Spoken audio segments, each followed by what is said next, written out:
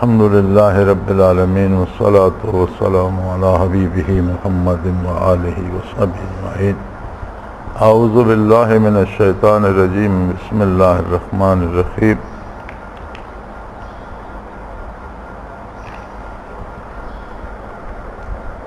ایک بہت بڑی مصیبت جو عہد حاضرہ کی ہے وہ یہ ہے کہ ہر آدمی ہر بیماری کو، ہر مشکل کو اور ہر پریشانی کو جادوگروں کے نام کر دیتا ہے۔ کوئی بندہ بد پرہیزی کر کے بیمار ہو جاتا ہے، کہتا ہے مجھ پر کسی نے جادو کر دیا۔ کسی کا پاؤں الجھ جاتا ہے، گر پڑتا ہے، بس جی کسی نے مجھ سے جادو کر دیا۔ اولاد نہیں ہوئی، میری جی اولاد کسی نے بند کر دی۔ بچیوں کی شادی نہیں ہو رہی، وہ کسی نے بند کر دی۔ دکان نہیں چل رہی، کسی نے بند کر دی۔ اور یہ اس وقت اور بھی زیادہ عجیب لگتا ہے کہ جب ذکر کے ساتھی اور اللہ اللہ کرنے والے لوگ ایسی باتیں کرتے ہیں تو یہ بہت ہی عجیب لگتا ہے۔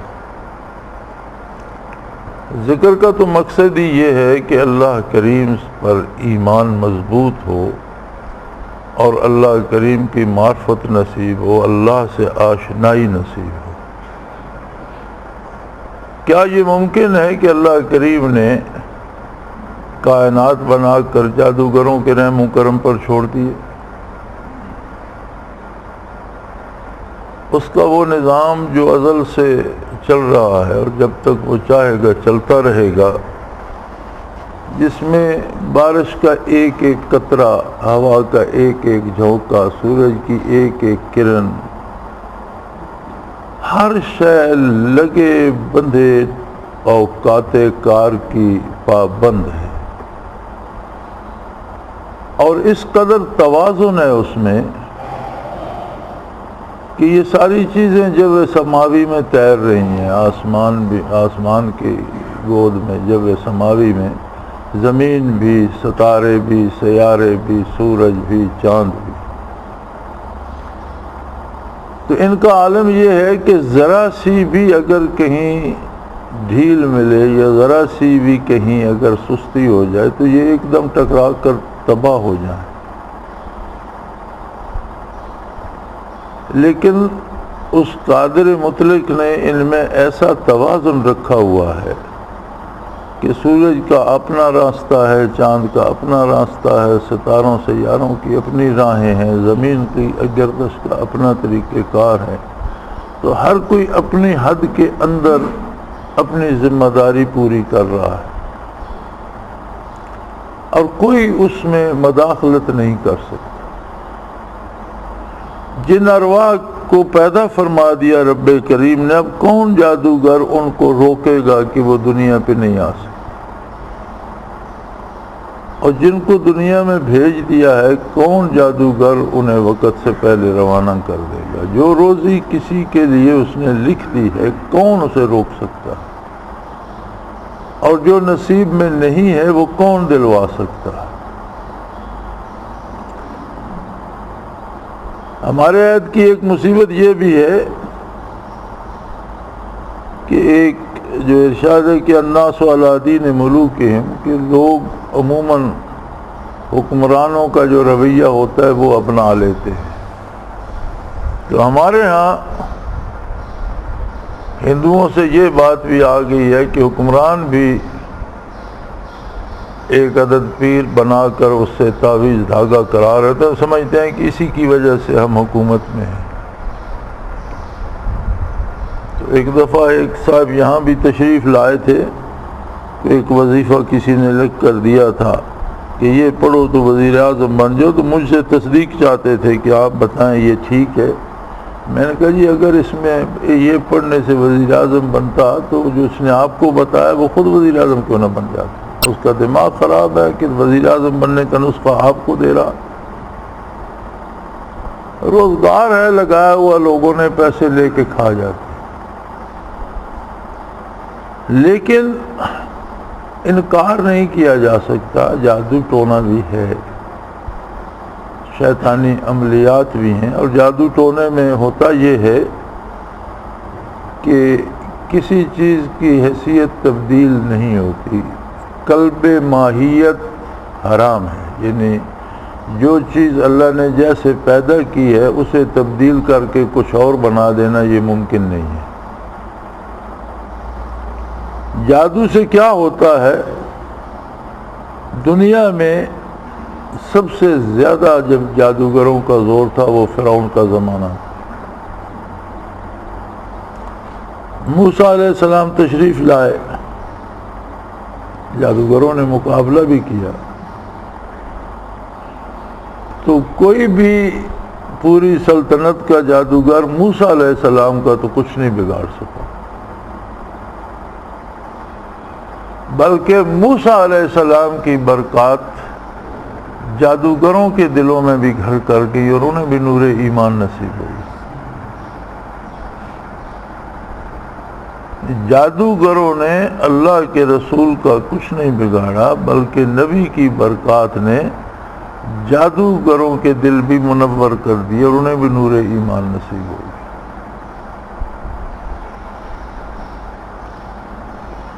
جادو سے ہوتا کیا ہے؟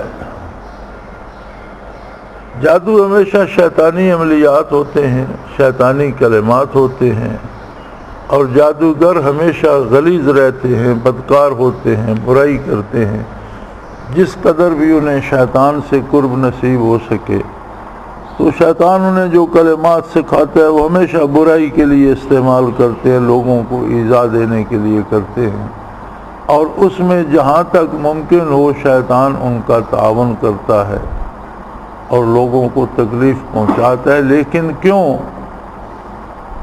اس لیے کہ وہ لوگ بھی شیطان ہی کے پیروکار ہوتے ہیں جنہیں تکلیف پہنچتی ہے،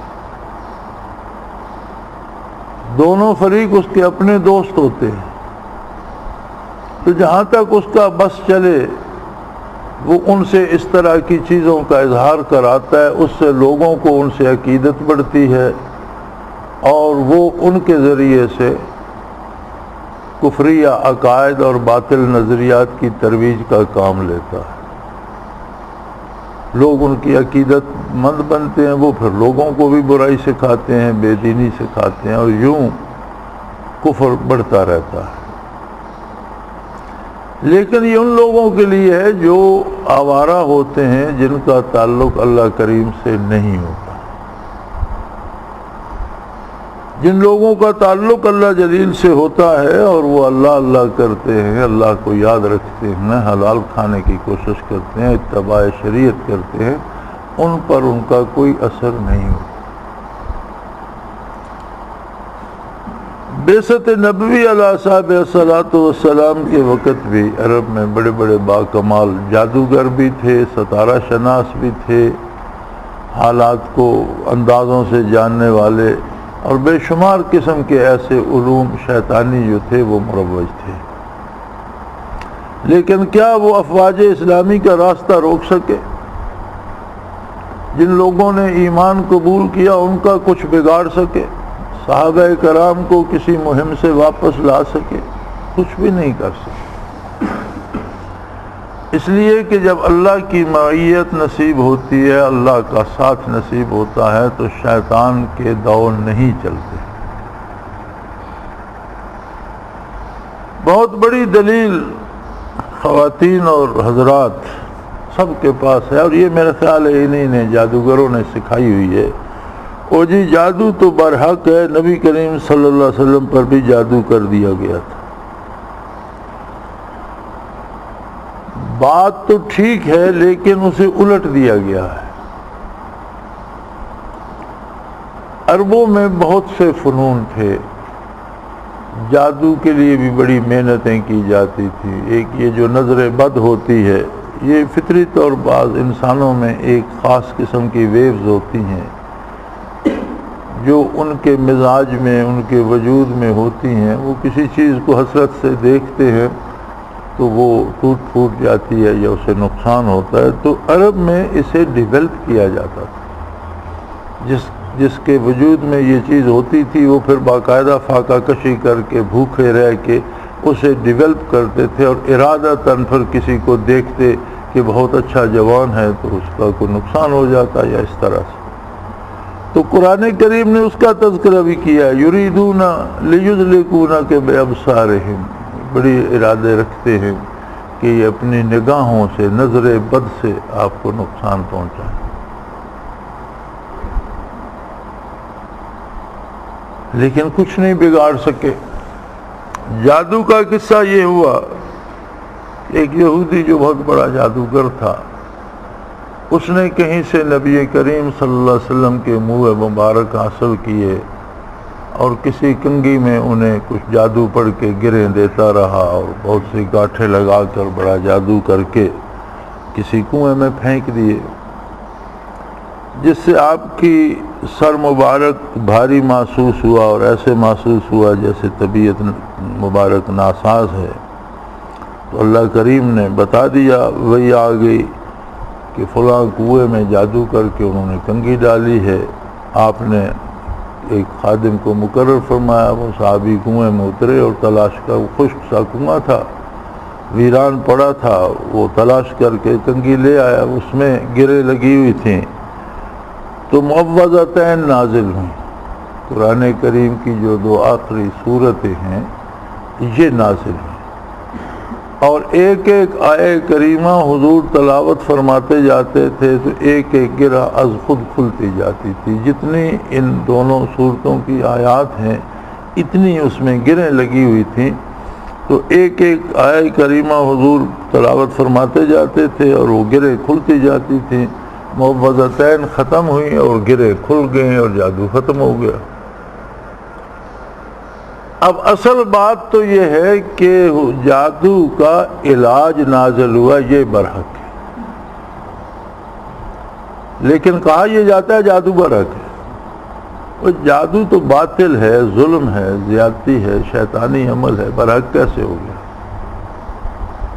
برحق تو یہ ہے کہ کوئی جادوگر کسی کو پریشان کرتا ہے یا کسی سے، تو معوذات موجود ہیں، علاج اللہ کریم نے نازل فرما دیا، حضور نبی کریم نے استعمال فرمایا، اور ہر مسلمان کو حق ہے اگر کسی کو یہ شبہ ہے کہ جادو ہو گیا تو معوذتین پڑھے، اب اللہ اور درود شریف پڑھے، اور معوذتین پڑھ کر پھونک مارنے، اپنے آپ پہ شبہ ہے تو پانی پہ دم کر کے پی لے، کسی بچے کو، کسی کو، دوسرے کو ہے تو کوئی بھی مسلمان قرآن کی وہ صورتیں ہیں دونوں، وہ پڑھ کے 7 بار، 3 بار، 7 بار، 11 بار درود شریف اول آخر پڑھ لے اور وہ صورتیں پڑھ کے دم کر دے تو انشاءاللہ جادو ختم ہو جائے گا۔ اب اس میں ڈرنے یا بھاگنے کی کیا بات ہے؟ یعنی وہ جو نزول آیات تھا برحق تو وہ تھا، جادو کا علاج برحق ہے، لیکن اسے الٹا یہ دیا گیا کہ اب ہر بندہ یہ بات پلے باندھے پھرتا ہے، اور مجھ سے بھی بارہا پوچھتے ہیں کہ جی جادو تو برحق ہے نبی کریم صلی اللہ علیہ وسلم پر، بھئی جادو برحق نہیں ہے، جادو تو ظلم ہے، کفر ہے، نجاست ہے، شیطان کی پیروی ہے، برحق کیسے ہو گیا؟ برحق وہ علاج ہے جو اللہ کریم نے تجویز فرمایا۔ اب انسان ہے، جس طرح اسے بظاہر کوئی گولی مارتا ہے تو زخم کرتی ہے، مر جاتا ہے، اسی طرح یہ جادو کے عملیات کا بھی وہی ہے، اور اگر کوئی جادو سے مار دیا جائے تو قیامت کو وہ بھی اسی طرح قتل کا محاسبہ ہوگا۔ جادو سے کسی کا مال اگر نقصان کیا جاتا ہے تو جس طرح چور ڈاکو یا دوسرے کسی کا نقصان کرتے ہیں وہی احتساب اسے دینا پڑے گا۔ عملیات سے کوئی کسی کو پریشان کرتا ہے تو اس کا وہی محاسبہ ہوگا، لیکن یہ سب ان لوگوں کے لیے ہے جن کا اللہ سے کوئی تعلق نہیں ہے، اور جن کا تعلق اللہ سے ہے انہیں اس سے ڈرنے کی کیا ضرورت ہے؟ اور پھر اگر یہ آپ نے رزق حلال کے لیے بھی کوشش کرنی ہے، اتباع شریعت کے لیے بھی کوشش کرنی ہے، اپنی راتوں کو اللہ کی یاد سے بھی مزین کرنا ہے، اور ذکر قلبی بھی نصیب ہے، مراقبات بھی نصیب ہے، پھر آپ پر جادو بھی ہو جاتا ہے تو یہ تو عجیب بات ہے۔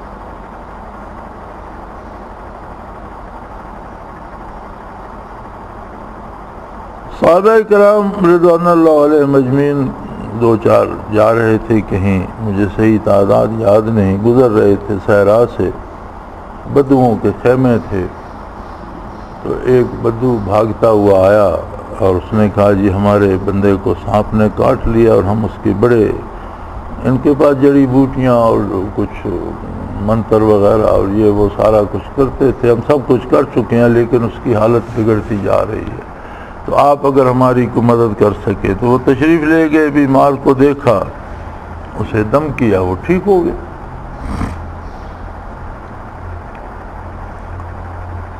انہوں نے 20 بکریاں انہیں دیں کہ ہمارا مریض بچ گیا ہے، بندے کی جان بچ گئی ہے، تو ہمارے پاس تو گلے ہی ہیں بھیڑوں بکریوں کے، تو آپ یہ 20 بکریاں ہماری طرف سے قبول کر لیں۔ وہ اس پہ آپس میں سوچنے لگے کہ یہ لینا جائز بھی ہے یا نہیں،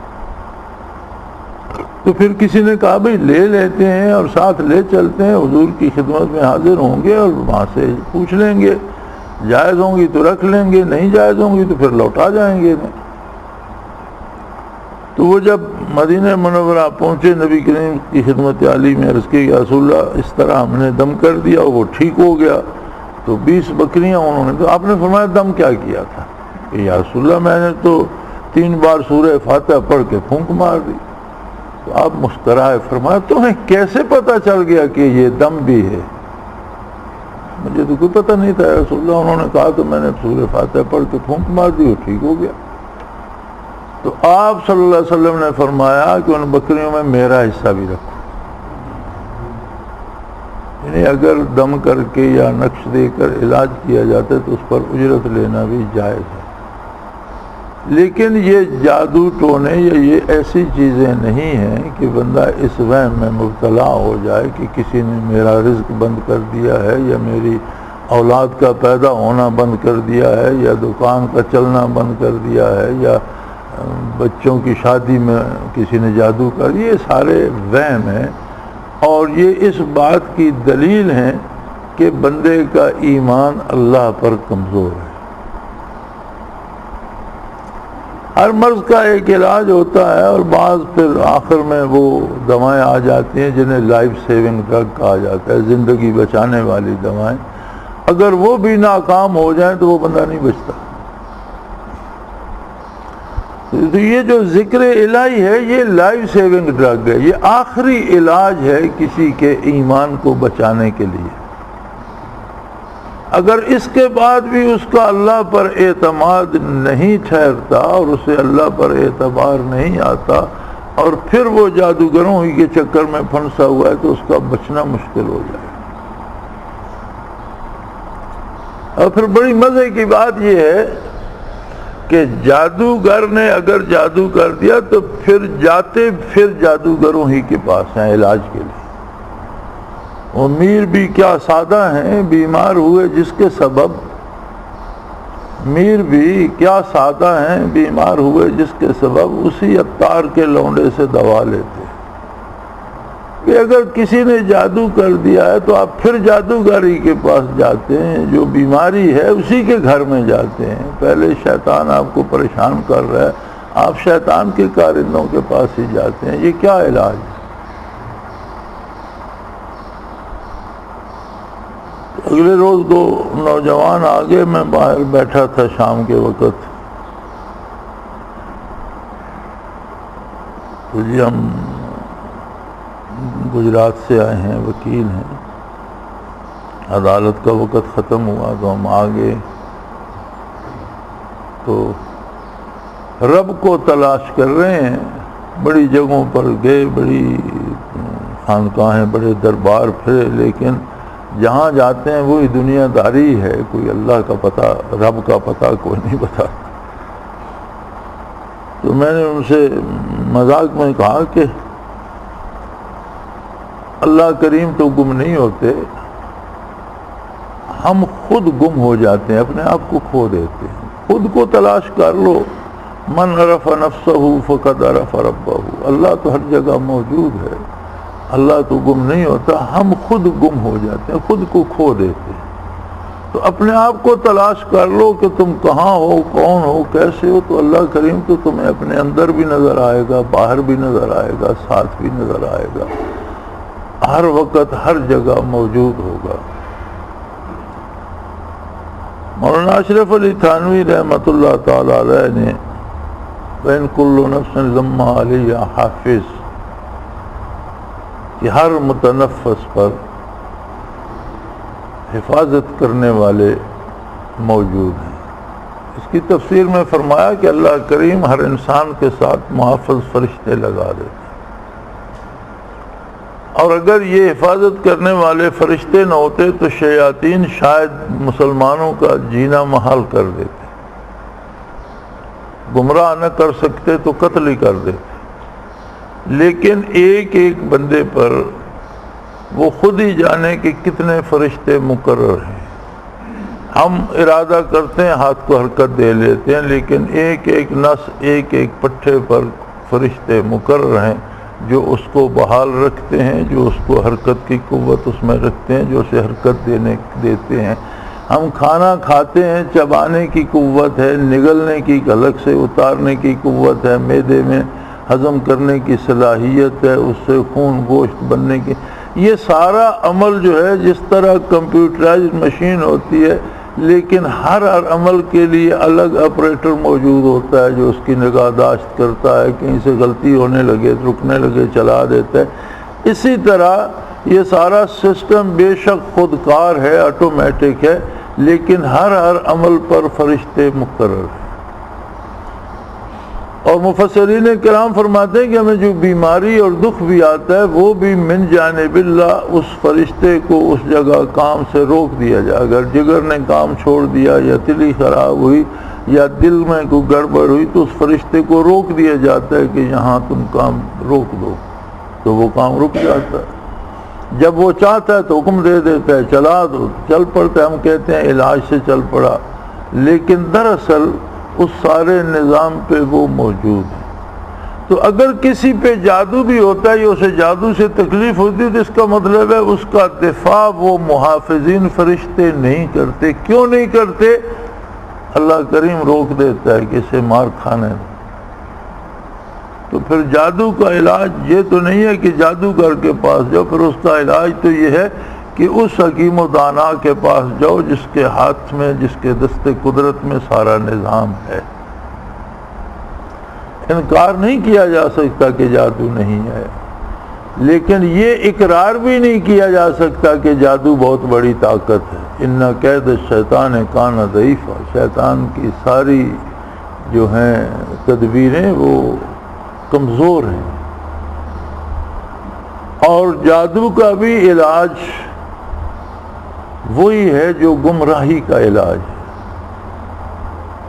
شیطان گمراہ کرتا ہے انسان کو، اس سے برائی کرواتا ہے، اس سے غلط کام کرواتا ہے، اس غلط کاری کا اثر اس کے ایمان پہ پڑتا ہے، رفتہ رفتہ اس کا ایمان کمزور ہو جاتا ہے، اور اگر برائی پہ ہی کار بند رہے تو ایمان رخصت ہو جاتا ہے، آدمی نام کا مسلمان رہ جاتا ہے لیکن حقیقتاً وہ ایمان سے خارج ہو جاتا ہے۔ تو وہی طریقہ کار اس کا جادو کا بھی ہے، اور جادو سے ہوتا یہ ہے کہ قلب ماہیت، جیسے میں عرض کر رہا تھا کہ کوئی سی چیز کی حقیقت تبدیل نہیں ہوتی۔ جیسے جادوگروں نے لاٹھیوں کے اور بڑی بڑی لکڑیوں کے، شاتیروں کے اور بڑے بڑے رسوں کے اژدہا بنا دیے موسیٰ علیہ السلام کے سامنے، تو قرآن کریم فرماتا ہے یخیل الیہم انہا تسعی، یعنی لکڑیاں اور رسیاں تو لکڑیاں اور رسیاں ہی تھیں، قلب ماہیت نہیں ہوا، لکڑی اژدہا نہیں بنی، رسی اژدہا۔ یخیل الیہم، قوت متخیلہ جو تھی انسانوں کی وہ متاثر ہوئی، اور انہیں وہ اژدہا اور وہ سانپ نظر آتے تھے، لیکن دراصل رسی رسی ہی تھی، لکڑی لکڑی ہی تھی، لیکن جادو نے دیکھنے والوں کی قوت متخیلہ کو متاثر کیا، اور انہیں وہ اب جو چیز نظر کے سامنے آتی ہے تو قوت متخیلہ اس کا تجزیہ کرتی ہے، وہ ہمیں بتاتی ہے یہ انسان ہے، یہ جانور ہے، ہم طے کر لیتے ہیں کہ یہ کاغذ ہے، یہ قلم ہے، یہ لفظ ہے۔ تو اگر وہاں قوت متخیلہ میں کوئی گڑبڑ ہو جائے، بندہ پاگل ہو جائے، تو اسے درخت انسان نظر آتا ہے، وہ جھاڑی سے باتیں کر رہا ہوتا ہے، اسے جانور کچھ کا کچھ نظر آتا ہے، یہ حقیقت میں کچھ اور ہوتا ہے، پاگل اسے کچھ اور سمجھ رہا ہوتا ہے، چونکہ اس کی قوت متخیلہ گڑبڑ کر چکی ہوتی ہے، خراب ہو چکی ہوتی ہے۔ تو جادو چیز کی حیثیت کو نہیں بدلتا، قوت متخیلہ کو متاثر کرتا ہے، اور بندے کو لگتا ہے کہ ایسا ہو رہا ہے۔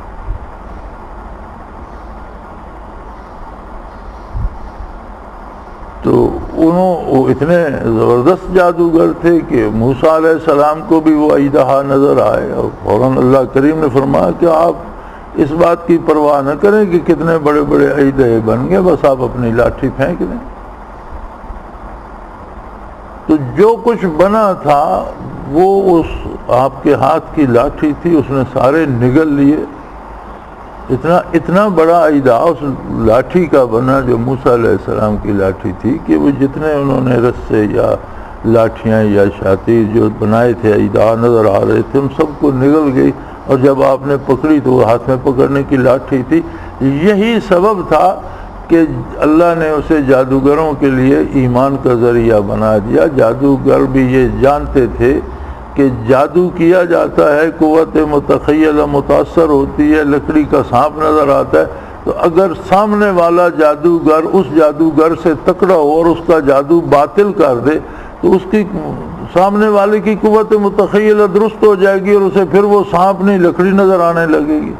یہ کیسے ممکن ہے کہ جو یہ میدان بھرا ہوا تھا وہ سارا خالی کیسے ہو گیا، اور یہ اتنی سی لاٹھی سب کو کھا گئی، اور پھر وہ نہ بڑی نہ گھٹی، پھر اتنی ہی لاٹھی ہے؟ تو یہ جادو نہیں، یہ اللہ کریم کی دی ہوئی طاقت ہے، اور یہ اللہ کا نبی ہے برحق، اور یہ معجزہ ہے۔ لہذا انہوں نے ایمان قبول کر لیا۔ تو بندے کو اللہ کا ساتھ نصیب ہو، نبی کریم صلی اللہ علیہ وسلم کی اطاعت نصیب ہو، اور قرآن کریم 30 پارے اس کے پاس ہو، تو پہلی بات تو یہ ہے کہ کسی دم کرنے کی ضرورت ہی پیش نہیں آتی۔ تلاوت کو اپنا شعار بنائیں، اور اپنے دنوں کو راتوں کو تلاوت سے مزین رکھیں۔ چند آیات پڑھ لیں، ایک رکوع پڑھ لیں، ایک پارہ پڑھ لیں، لیکن کوئی دن تلاوت سے خالی نہ جائے۔ درود شریف پڑھتے رہا کریں، اٹھتے بیٹھتے چلتے پھرتے۔ ذکر کرنے والے پر جادو کا ہونا آسان بات نہیں ہے۔ پاک صاف رہیں، اللہ کو یاد رکھیں، اور پھر جادو سے ڈر کر جادوگروں کے چنگل میں نہ پھنسیں۔ یعنی جہاں سے بیماری چمٹ رہی ہے وہیں علاج کے لیے نہ جائیں۔ اللہ کریم پر اعتماد کو بحال رکھیں۔ عرب کے بڑے بڑے ماہر جادوگر سارے شکست کھا گئے تھے اور فنا ہو گئے تھے، اور ذلت آمیز طریقے سے پسپا ہو گئے تھے، بلکہ یوم بدر تو خود شیطان بھی ساتھ آیا تھا اہل مکہ کے، تفاسیر میں موجود ہے، اور قرآن کریم میں موجود ہے وہ آیت کہ اس نے کہا انی علی ما لا ترون۔ ایک بہت بڑا قبائلی سردار تھا، اس کے روپ میں بہت سے لشکر لے کر آیا اور بڑی ہمت بندھائی مکہ والوں کی، اور جب صفیں بننے لگیں تو وہ بھاگنے لگا۔ تو انہوں نے کہا بھئی تم اتنے بہادر تو تم بھاگو، تو اس نے کہا بات یہ انی اری ما لا ترون، میں وہ دیکھ رہا ہوں جو تمہیں نظر نہیں آتا۔ اس نے دیکھا کہ ادھر تو ملائکہ کا نزول ہو رہا ہے، فرشتوں سے کون لڑے گا، اللہ کا نبی ہے برحق۔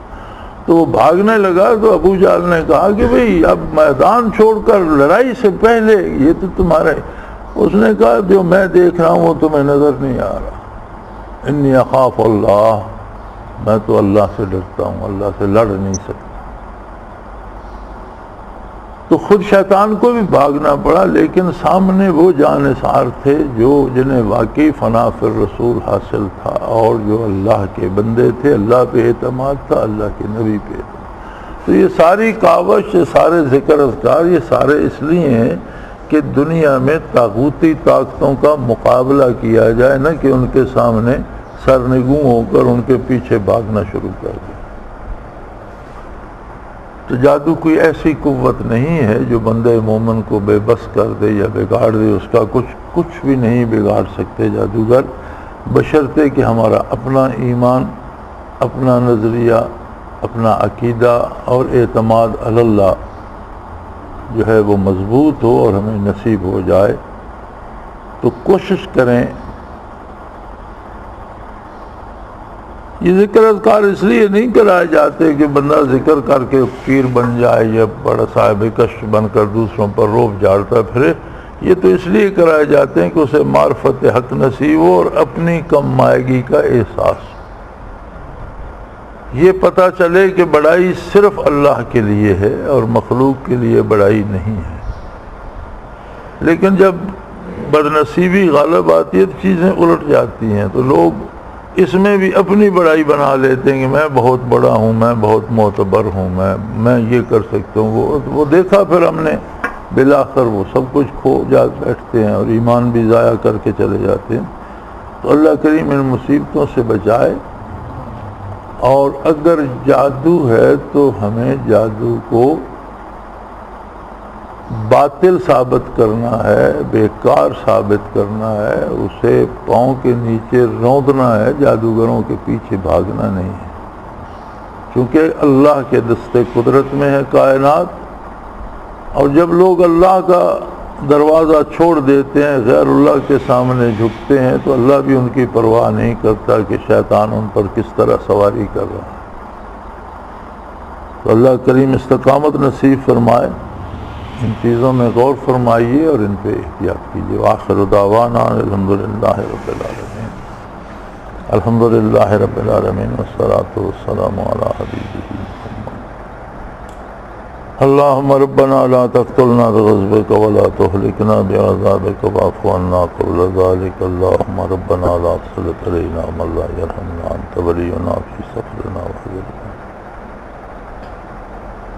اللہم ربنا سہل لنا امورنا کلہا فی دیننا و دنیانا، رب یسر ولا تعسر من بالخیر، وصلی اللہ تعالی علی حبیبہ محمد برحمتک یا اللہ اللہ اللہ اللہ اللہ اللہ اللہ۔ حضرت امیر محمد اکرم آوان مد ذلہ العالی دارالعرفان منارہ ضلع چکوال میں سالہ سال سے قرآن و حدیث کے اوپر خطابات کر رہے ہیں اور سلسلہ نقشبندیہ اویسیہ کے مطابق لوگوں کو ذکر الہی کی تربیت دے رہے ہیں۔ وہ قرآن پاک کی تفسیر ترتیب وار بیان کر رہے ہیں۔ تفسیر قرآن کو وہ موجودہ ملکی اور بین الاقوامی حالات کے مطابق بیان کرتے ہیں۔ موٹر وے سے کلر کہار کے انٹرچینج سے نکلتے ہوئے، کلر کہار کی جھیل سے ہوتے ہوئے میانی، بوچھال اور نور پور سے گزرتے ہوئے دارالعرفان منارہ پہنچ سکتے ہیں۔ حضرت امیر محمد اکرم آوان نے بچیوں اور بچوں کی دینی اور دنیاوی تعلیم کے لیے سقارہ اکیڈمی کے نام سے ایک درسگاہ بھی قائم کی ہے، جس کا افتتاح ملک پاکستان کے صدر جنرل محمد ضیاء الحق نے اپنے دست مبارک سے کیا تھا۔ وہ تمام احباب جو اسلام کی طلب رکھتے ہیں، ان سے گزارش ہے کہ دارالعرفان منارہ ضلع چکوال میں امیر محمد اکرم آوان صاحب کے خطابات سے مستفید ہوں۔ وہ ہر جمعے کو نماز سے پہلے بیان فرماتے ہیں۔ ہر ماہ کی پہلی اتوار کو ماہانہ اجتماع ہوتا ہے، جس میں آپ خصوصی خطاب فرماتے ہیں اور پاکستان کے چاروں صوبوں سے احباب اس اجتماع میں شرکت کرتے ہیں۔ اس کے علاوہ یہاں سال میں 2 مرکزی اجتماعات بھی ہوتے ہیں، ایک رمضان المبارک میں اعتکاف کا اجتماع اور دوسرا جولائی اور اگست میں 40 دن کا اجتماع ہوتا ہے، جس میں روحانی تربیت کی جاتی ہے۔ اپنا خون سیماب دے کر اتنا ہم کر جائیں گے، نام آقا کا چمن میں پھر رقم کر جائیں گے۔